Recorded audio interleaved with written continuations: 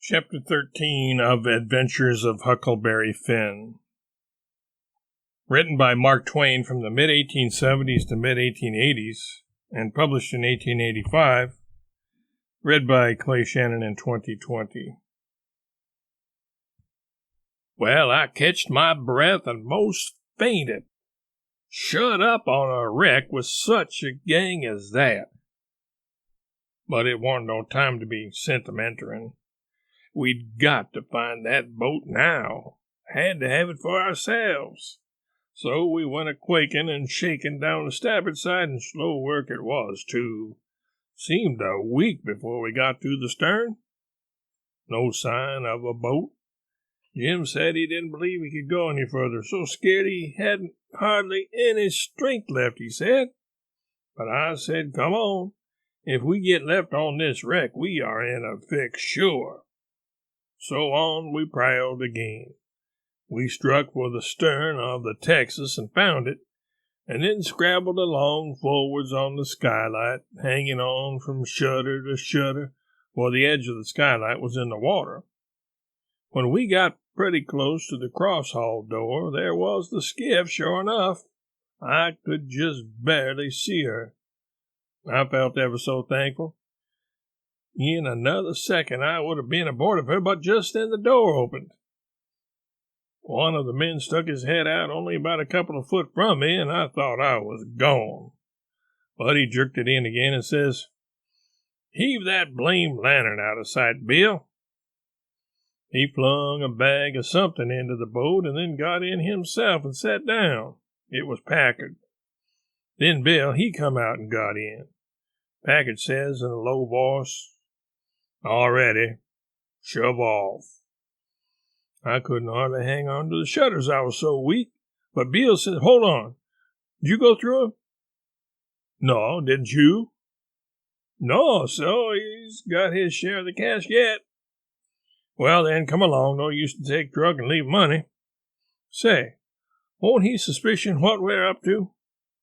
"Maybe he won't, but we got to have it anyway. Come along." So they got out and went in. The door slammed to because it was on the careen side, and in a half-second I was in the boat and Jim come tumbling after me. I out with my knife and cut the rope, and away we went. We didn't touch an oar, and we didn't speak nor whisper, nor hardly even breathe. We went gliding swift along, dead silent, past the tip of the paddle box and past the stern. Then in a second or two more we was 100 yards below the wreck, and the darkness soaked her up, every last sign of her, and we was safe and knowed it. When we was 300 or 400 yards downstream, we see the lantern show like a little spark at the Texas door for a second, and we knowed by that the rascals had missed their boat, and was beginning to understand that they was in just as much trouble now as Jim Turner was. Then Jim and the oars, and we took out after our raft. Now it was the first time that I begun to worry about the men. I reckon I hadn't had time to before. I begun to think how dreadful it was, even for murderers, to be in such a fix.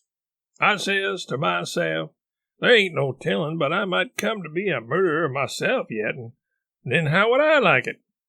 So says I to Jim, the first light we see will land 100 yards below it or above it, in a place where it's a good hiding place for you and the skiff, and then I'll go and fix up some kind of a yarn and get somebody to go for that gang and get them out of their scrape, so they can be hung when their time comes. But that idea was a failure, for pretty soon it begun to storm again, and this time worse than ever. The rain poured down, and never a light showed. Everybody in bed, I reckon. We boomed along down the river, watching for lights and watching for our raft. After a long time the rain let up, but the clouds stayed, and the lightning kept whimpering, and by a flash showed us a black thing ahead floating, and we made for it. It was the raft, and mighty glad was we to get aboard of it again. We seen a light now away down to the right on shore, so I said I would go for it. The skiff was half full of plunder which that gang had stole there on the wreck. We hustled it on to the raft in a pile, and I told Jim to float along down and show a light when he judged he had gone about 2 miles, and keep it burning till I come.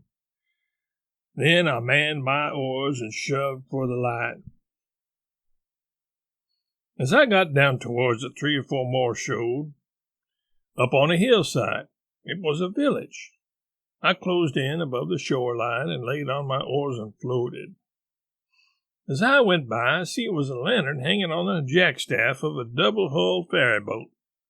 I skimmed around for the watchman, wondering whereabouts he slept, and by I found him roosting on the bitts forward with his head down between his knees. I gave his shoulders 2 or 3 little shoves and begun to cry.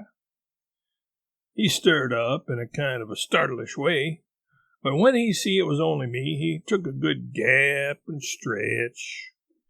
And then he says, "Hello, what's up?" "Don't cry, bub. What's the trouble?" I says, "Pap and Mam and Sis," and then I broke down. He says, "Oh, dang it, now don't take on so. We all has to have our troubles, and this'll come out all right. What's the matter with 'em?" Are you the watchman of the boat?" "Yes," he says, kind of pretty well satisfied like.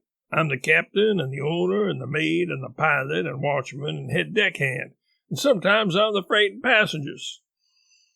I ain't as rich as old Jim Hornback, and I can't be so blame generous and good to Tom, Dick, and Harry as what he is, and slam around money the way he does. But I've told him a many a time I wouldn't trade places with him. For, says I, a sailor's life's the life for me, and I'm derned if I'd live 2 mile out of town, where there ain't nothing ever going on, for all his spondulicks and there's much more on top of it," says I. I broke in and says, "They're in an awful peck of trouble, and..." "Who is?"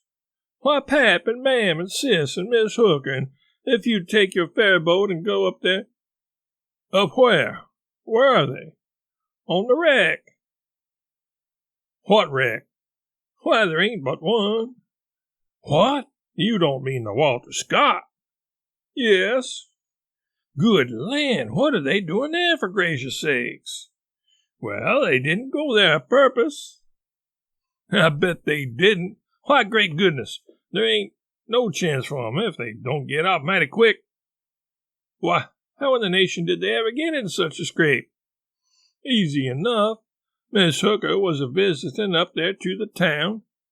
"Yes, Booth's Landing, go on." "She was a visitin' there at Booth's Landing, and just in the edge of the evening she started over with her nigger woman in the horse ferry to stay all night at a friend's house. Miss whatchamacallit, I just remember her name. And they lost their steering oar and swung around and went a-floating down stern first about 2 mile, and saddlebags on the wreck, and the ferryman and the nigger woman and the horses was all lost. But Miss Hooker, she made a grab and got aboard the wreck. Well, about an hour after dark we come along down in our trading scow, and it was so dark we didn't notice the wreck till we was right on it, and so we saddlebagged. But all of us was safe, but Bill Whipple, and oh, he was the best creature. I most wish it had been me, I do." "My George, it's the beatin'est thing I ever struck. And then, what did y'all do?" "Well, we hollered and took on, but it's so wide there we couldn't make nobody hear. So Pap said somebody got to get ashore and get help somehow. I was the only one that could swim, so I made a dash for it. And Miss Hooker, she said, if I didn't strike help sooner, come here and hunt up her uncle, and he'd fix the thing. I made the land about a mile below and been fooling along ever since, trying to get people to do something, but they said, 'What? In such a night and such a current? There ain't no sense in it. Go for the steam ferry.' Now, if you'll go it, by Jackson, I'd like to, and blame it, I don't know but I will, but who in the dingnation's a going to pay for it? Do you reckon your pap?" "Why, that's all right. Miss Hooker, she told me particular that her Uncle Hornback—" "Great guns, is he her uncle?" "Looky here, you break for that light over yonder way, and turn out west when you get there, and about a quarter of a mile out you'll come to the tavern. Tell him to dart you out to Jim Hornback's, and he'll foot the bill. And don't you fool around any, because he'll want to know the news. Tell him I'll have his niece all safe before he can get to town. Hump yourself now. I'm a-going up around the corner here to roust out my engineer." I struck for the light, but as soon as he turned the corner, I went back and got into my skiff and bailed her out, and then pulled up shore in the easy water about 600 yards and tucked myself in among some wood boats. Well, I couldn't rest easy till I could see the ferry boat start.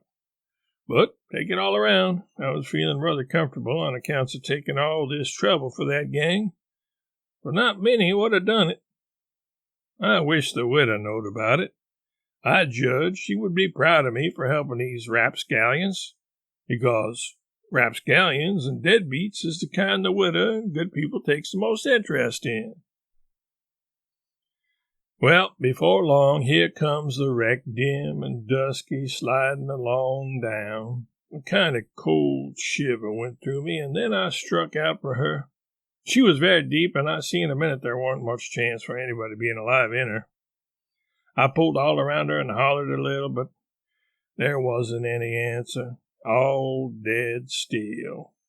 I felt a little bit heavy-hearted about the gang, but not much. Well, I reckoned if they could stand it, I could. Then here comes the ferry boat, so I shoved for the middle of the river on a long downstream slant. And when I judged I was out of eye reach, I laid on my oars and looked back and see her go and smell around the wreck for Miss Hooker's remainders, because the captain would know her Uncle Hornback would want them. And then, pretty soon, the ferry boat give it up and went for the shore, and I laid into my work and went a-booming down the river.